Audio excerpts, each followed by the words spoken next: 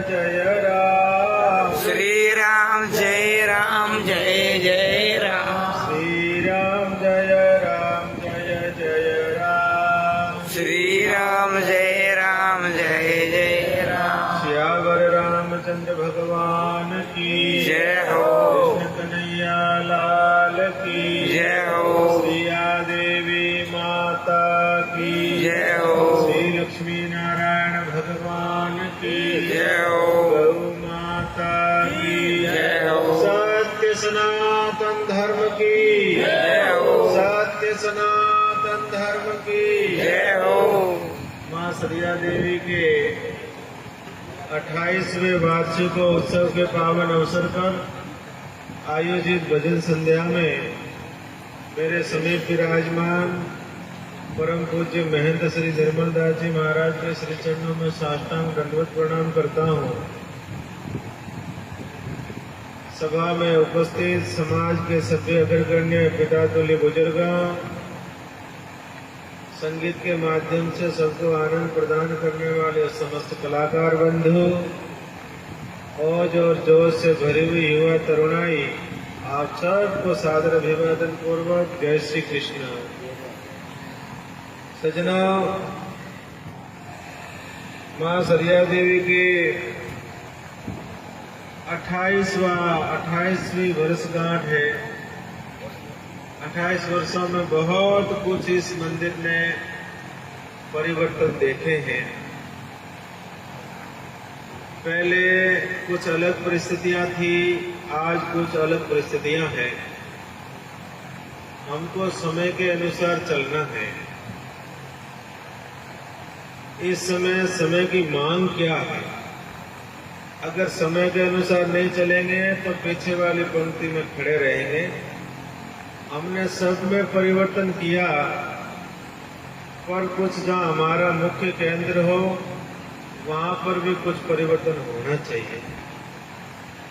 जब 28 वर्ष पहले माता जी के मंदिर की प्राण प्रतिष्ठा हुई होगी, उस समय परिस्थितियां इस क्षेत्र की बहुत भिन्न थी, अलग थी। पर आज भगवान ने सबको साधन संपन्नता दी है, कोई कमी नहीं रहेगी। धर्म के काम में 2 रुपया लगाएंगे, उनके जीवन में कोई कमी रहती ही नहीं है। जिन जिन लोगों ने सेवा की है, जैसे जेठा जी है,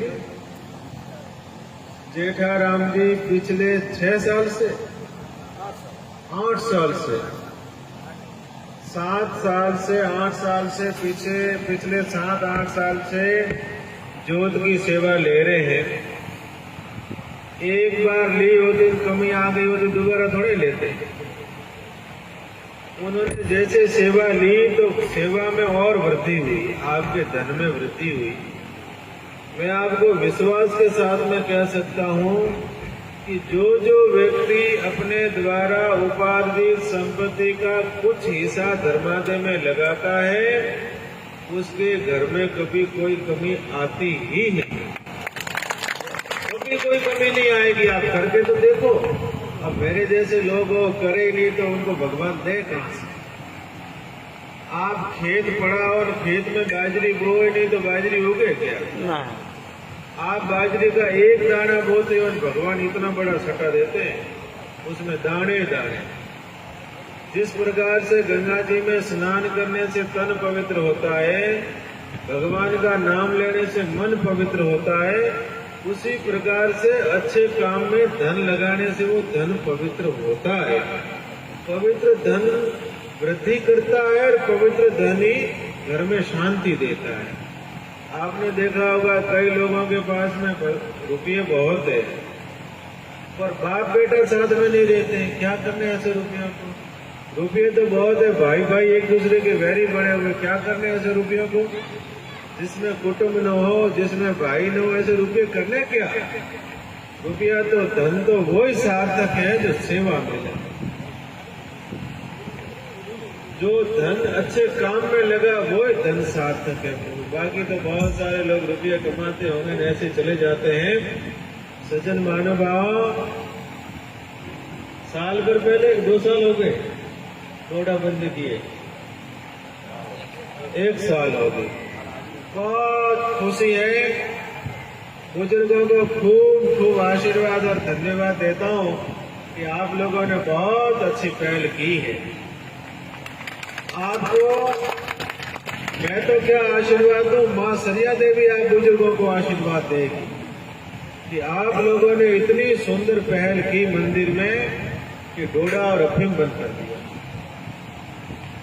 अब तो माँ सरिया देवी का धाम बनाना, देखो बैनर लगा हुआ है, इसका मास्टर प्लान बनवाया हमने। आप तो समझे ही नहीं होंगे बैनर क्यों लगाया है।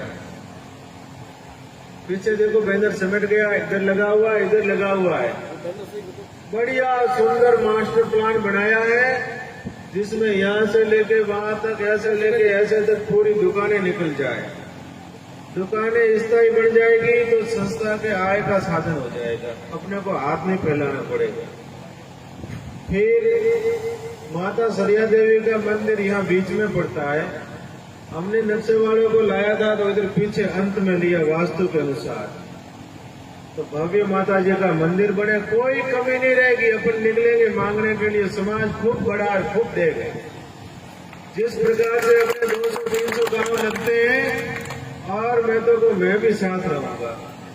महाराज जी रहेंगे, हम रहेंगे, एक रथ उड़ाएंगे, भले महीना पर घूमना पड़ेगा तो अपन लगातार घूम लेंगे। और प्रत्येक घर से मंदिर के लिए यथा सामर्थ्य सहयोग आना चाहिए। अगर आएगा तो माँ का मंदिर भव्य बने। आज अपने हाईवे पर स्थान है, मान लो कोई आवे या 5-10 जने रुकने वाले, तो व्यवस्था है क्या? कहे कि हमारे सरिया देवी धाम है, माता जी का मंदिर कैसी स्थिति में है? हमारे सबके तो बड़े बड़े बंगले बन जाते हैं, हमारे सबके सुंदर घर बनाते हैं, और माँ का घर कैसा है वो देखना चाहिए। जैसा हमारा घर है उससे भी भव्य घर माँ का बने। समाज के लिए क्या कमी होती है? समाज कोई निश्चय करता है किसी काम को करने के लिए, जो कमी कोई रहती ही नहीं, प्रभु सब करवाते हैं। करवाती तो सब माँ है, हमको तो केवल निमित्त बनना है। तो माता जी का सुंदर भव्य मंदिर बने, एक सुंदर अपनी भोजनशाला बने, और एक सुंदर अपना सत्संग हॉल बने। हर वर्ष टेंट लगाना, ये ऐसा शेड बनाना, ऐसा नहीं, बढ़िया सुंदर अपना सत्संग हॉल बन जाए और 10-20 रूम बन जाए, जो आने वाले को रुकने के लिए सुविधा हो, और महाराज जी का आवास बन जाए और दुकानें बन जाए। ये पूरा स्वरूप तैयार किया है। अगर इस प्रकार से हमारा धाम बन जाता है, भले भले लोग आश्चर्य करेंगे। कोई आगे कहेगा कि धाम देखना हो तो भोका वाला सरिया देवी माता जी का धाम देखो। ऐसा हमको धाम बनाना है, उसके लिए हम सबको लगना पड़ेगा। ऐसा नहीं कि अभी तालियां बजा दी, इकट्ठे हो गए, भजन गा लिए। ये तो बेचारे कितना मुश्किल से चढ़ावा बोला होता है, बड़े सो पावे, बड़े सो पावे, बड़े सो पावे। ऐसा करना पड़ता है, नहीं तो कौन बोलता है प्रभु। और अपने इसमें शिलालेख वाला स्थिति रखेंगे। साधन संपन्न लोग हैं, उनसे एक एक रूम लेंगे। और माता जी के मंदिर में तो कोई शिलालेख लगता नहीं है। माता जी के मंदिर में तो सामूहिक रूप से पूरे घर घर से सहयोग मांग के अपन लेंगे, और अन्य निर्माण के लिए, शिलालेख के लिए सभी से अपन जाएंगे। जिन जिन भगवान को संपन्नता दी है उनसे निवेदन करेंगे, कितने 50-100 लोगों से संपर्क करना। आपके बच्चे जो अच्छी पढ़ाई करना चाहते हैं, घर में पढ़ नहीं सकते, घर का माहौल अनुकूल नहीं होता है, तो क्या करेंगे? 4-6 घंटा 8 घंटा यही बैठ के पढ़े। उसमें गर्मी के हिसाब से ठंडा लगा हुआ है, लाइट लगी हुई है, पंखा लगा हुआ, आराम से बैठ के पढ़े। और वो बच्चे पढ़ के अच्छी नौकरियों में जाए। अरे नौकरी नहीं मिलेगी तो क्या हुआ? अच्छा व्यापारी बन जाएगा। पढ़ा लिखा आदमी कहीं अटकता है क्या? हम तो पढ़ाते नहीं। सबसे बड़ी बेटमना ये है, क्या करना पढ़ावे, नौकरी तो मिले नहीं। अरे नौकरी के लिए थोड़े पढ़ाना है। अगर वो अच्छा बच्चा कंपटीशन की कोई भी तैयारी कर लेगा तो उसमें अच्छी योग्यता आ जाएगी। पढ़ेगा तो योग्यता आएगी, नहीं तो कहाँ से आएगी? इसलिए लाइब्रेरी अभी तो 15 बच्चों के बैठने की है, पर आगे आगे जरूरत पड़ेगी तो उनको 50-100 बच्चों तक भी कर सकते हैं। तो ये बढ़िया सुंदर पहल है। दूसरा काम, नशाबंदी। तो इस स्थान पे जैसे अपने श्रीपति धाम में चाय भी वर्जित है। बड़े से बड़े लोग आते हैं, उनको चाय भी नहीं पिलाते। बीड़ी की बात तो बहुत दूर रह गई, और चाय तक तो चलो अलाउ है, पर बीड़ी वाला भी यहाँ तो बंद करना कि कहीं बीड़ी पीनी है तो बाहर जाके पिए। ऐसी व्यवस्था में आज नहीं कहता हूं आज से कर दो, पर धीरे धीरे अपने को ये व्यवस्था में भी आना पड़ेगा। एक स्थान तो ऐसा हो जहां पर व्यसन मुक्ति का संदेश दिया जाए। माने बुजुर्गों को तकलीफ देने का हमारा काम नहीं है। हमारी तो बुजुर्गों से आपसे यही प्रार्थना है कि आने वाली पीढ़ी आपको गर्व से याद करे कि हमारे पुरखे हमको कुछ अच्छाइयां दे करके गए। कबीरा जब हम जन्मे जग हंसे हम रोए, ऐसी करनी कर चलो हम हंसे और जग रोए। हम तो हंसते हंसते जाए, जगत आपको याद करे कि बासा कितने अच्छे थे, चले के अंधेरा हो गया समाज में। नहीं तो कहेंगे अरे कोई था गंदगी फैलावे गया, आपस मिटी एक तो गंदगी कम हुई, ऐसा कहेंगे। ऐसा न कहे, अच्छे कहे। और बुजुर्गों आपने बहुत लंबा जीवन जिया है, आपके जीवन के लंबे अनुभव है। आपके बिना ये समाज आगे बढ़ नहीं सकता। अगर समाज को आगे बढ़ाना है तो आपका साथ सहयोग समर्पण मार्गदर्शन चाहिए। आज तक परिवार में भी अगर बुजुर्ग का कोई वृक्ष रूपी बुजुर्ग खड़ा है परिवार में भी, जैसे आंगन में एक पौधा खड़ा होता है तो कितनी छाया देता है, उसी प्रकार से परिवार में कोई बुजुर्ग है तो समझो वो उस घर की शोभा है। उसी प्रकार से समाज में कोई बुजुर्ग है तो समाज की शोभा है।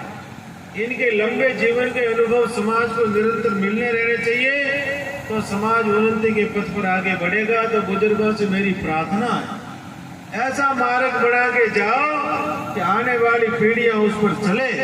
जिस प्रकार से नितिन गडकरी जी ने देश में ऐसे ऐसे नेशनल हाईवे बना दिए, आज जो रास्ता 15 घंटे का था उस रास्ते को 8 घंटे में पूरा कर लेते हैं। तो आज याद क्यों करते हैं उनको? क्योंकि उन्होंने अच्छा काम किया इसलिए याद करते हैं। अरे हाईवे किसने बनाया? सब लोग कहेंगे गडकरी जी ने बनाया। तो ऐसा हम समाज में काम करके जाओ, आने वाली पीढ़ी आवे वो गर्व से कहे कि हमारे बुजुर्गों ने काम किया है। एक तो आपने सुंदर काम किया है, यहाँ डोडाबंदी अफीम बंदी ये ऐसे की ऐसी लागू रहनी चाहिए। हिम्मत रखना, सभी लोग कोई कमी नहीं आएगी, पर इस व्यवस्था को लागू रखना, बुजुर्गों का आशीर्वाद आपके साथ है। और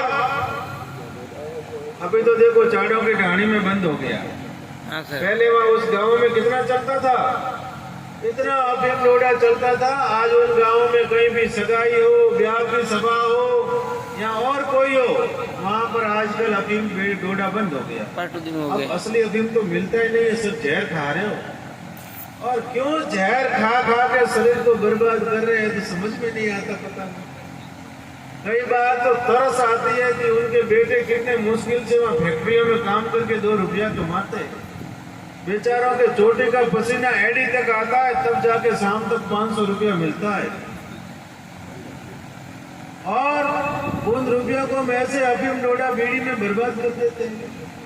और बीड़ी पीने वाला दूसरे किसी की परवाह नहीं करता, उसको ये नहीं लगता कि मैं बीड़ी पी रहा हूँ, नहीं पिएंगे उनको कितनी परेशानी होगी। अभी यहाँ खड़ा खड़ा पीछे एक आदमी पी रहा था, तो ऐसा ही धुआं आया, तो मुझे तो इस धुआं से एलर्जी है, बीड़ी के धुआं से, तंबाकू का कोई धुआं हो। मैंने कहा अरे ये कौन पी रहा है यार? फिर इशारा किया, बेचारे बंद तो कर दिया। पर इतनी परवाह नहीं करते हैं कि मेरे सुख के कारण नहीं पीने वाले 1000 लोगों को दुख दे रहा हूँ, उनको खुद का सुख दिखता है। कई बार हमने कहा क्यों नशा से शरीर बर्बाद कर रहे हो भगवान, क्या करें? बहुत सारी बातें कहनी है। सुबह आप सब आओ तो सुबह कहें, अभी तो कुछ सो रहे हैं, कुछ नींद में, ऐसा ही है। तो मेरा भाव तो सुबह बोलने का था, अभी सुबह आओ तो कुछ विषय पर और सुबह चर्चा करेंगे। अभी आगे अपने बोली भी बढ़ानी है और भजन भी सुनने हैं।